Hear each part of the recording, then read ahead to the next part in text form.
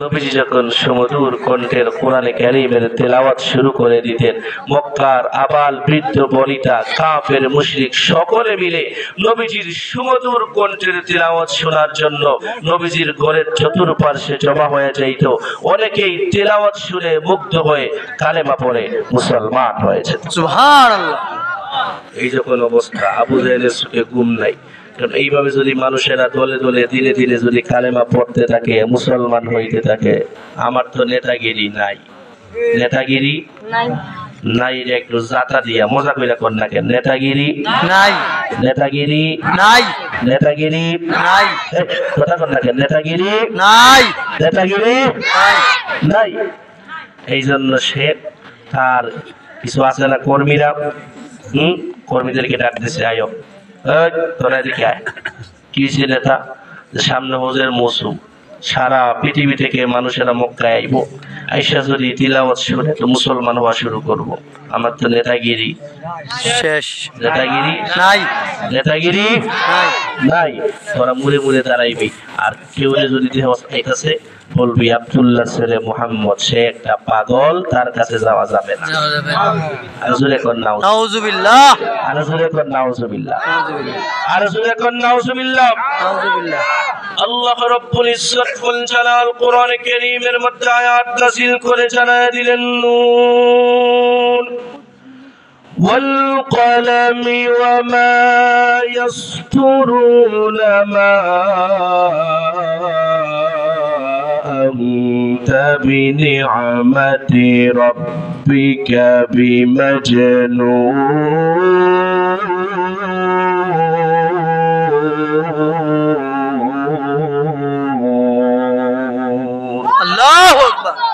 আল্লাহ রাব্বুল ইজ্জত ওয়াল জালাল কসম করে বললেন, নুনের কসম, কলমের কসম, কলম যা কিছু লিপিবদ্ধ করে তার কসম।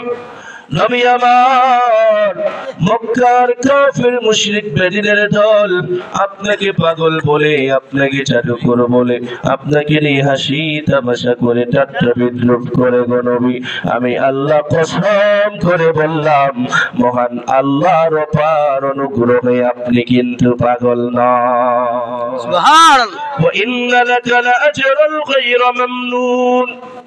নবী আমার, তারা আপনাকে পাগল বলে, আপনাকে জাদুকর বলে, আপনাকে নিয়ে হাসি তামাশা করে মানুষের কাছে খারাপ বলে, আপনি মন খারাপ করবেন না, আপনি সবর করেন, ধৈর্য ধারণ করেন। আপনি যদি সবর করতে পারেন, আমি আল্লাহ আপনাকে উত্তম বিনিময় দান করে দিব। সুবহানাল্লাহ। ইন্নাকা লাআলা خلق عظيم।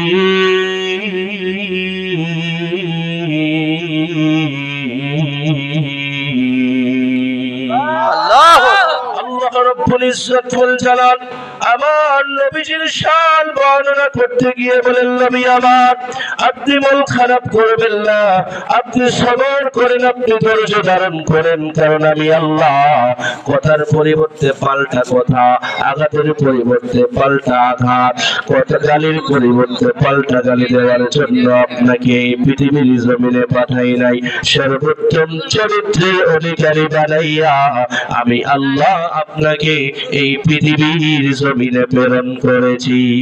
সুবহানাল্লাহ। खिलकत से मिली किसको ये आली नसवी है, खिलकत से मिली किसको ये आली नसवी है, तो फख्र रसूल हाशिमियो मुत्तलबी है, अल्लाह ने बनाया तुम्हें सुल्तान मदीना,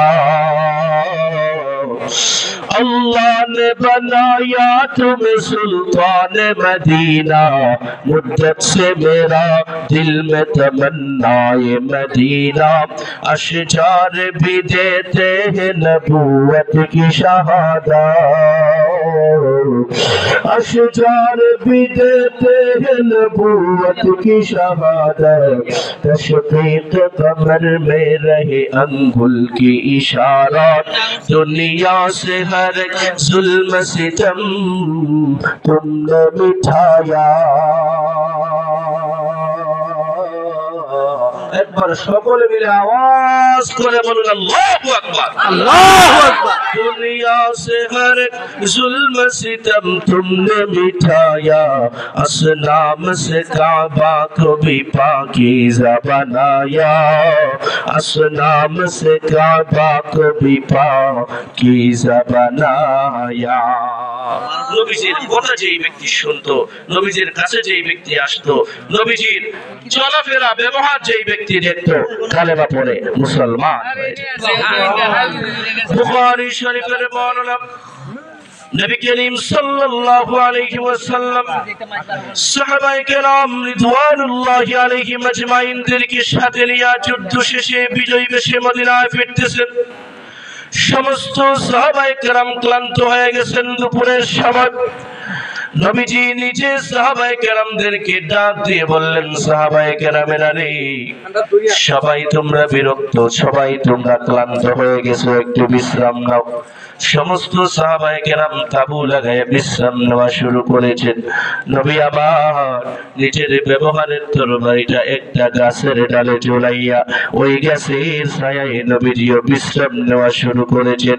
এমন কাফির একটা রাস্তা দিয়ে এমন সময় হেঁটে যায়, নবীজিকে ঘুমন্ত দেখে চিন্তা করতে লাগলো, এটাই সুবর্ণ সুযোগ, এই তো সেই মুহাম্মদ আমাদের বাপদাদার ধর্মের বিরুদ্ধে যে নাকি কথা বলে, এটাই সুবর্ণ সুযোগ। এই সুযোগে মুহাম্মদকে দুনিয়ার জমিন থেকে বিদায় করে দিব। নাউজুবিল্লাহ, नाउजुबिल्लाह, আর জোরে কর নাউজুবিল্লাহ। नाउजुबिल्लाह। ধীরে ধীরে নবীজির কাছে চলে আসছে। নবীজির তরবারিটা গাছের ডালে ঝুলানো, তার হাতে নিয়ে নিছে। খাপ থেকে তরবারিটা বের করার সময় একটু শব্দ হয়ে গেছে। নবীজির চোখটা খুলে গেছে, উঠে দাঁড়াইছে। নবীজির কাঁধ বরাবর তরবারি রেখে বলে, মাইয়ামনাউকা মিন্নি ইয়া মুহাম্মদ, হে মুহাম্মদ জবাব দাও, তুমি নিরস্ত্র, আমার হাতে দেখো নাঙ্গা তরবারি। কঠিন এই পরিস্থিতিতে আমার হাত থেকে কে তোমাকে বাঁচাবে, জবাব দাও। নবীজির চেহারায় ভয়ের কোনো ছাপ নাই, মুস্কি একটা হাসি দিয়ে বললেন, আমার আল্লাহ আমার জন্য যথেষ্ট। সুবহানাল্লাহ। যেই মুহূর্তে নবীজির জবান থেকে আল্লাহ রাব্বুল আলামিনের নাম উচ্চারণ হয়েছে, কাফের মুশরিক বেদিনের দল আল্লাহ রাব্বুল আলামিনের নামকে সবচেয়ে বেশি ভয় করত। মুসলমানদের আসল শক্তি অস্ত্র, গোলা বারুদ, তরবারি, বর্শা, তীর, কামান নয়। মুসলমানদের আসল শক্তি হচ্ছে ঈমান। আল্লাহু আকবারের ধ্বনি, কথা বলেন ঠিক কিনা? যেই মুহূর্তে নবীজির জবান থেকে আল্লাহ পাকের নাম উচ্চারণ হয়েছে, কাফের ব্যক্তির হাত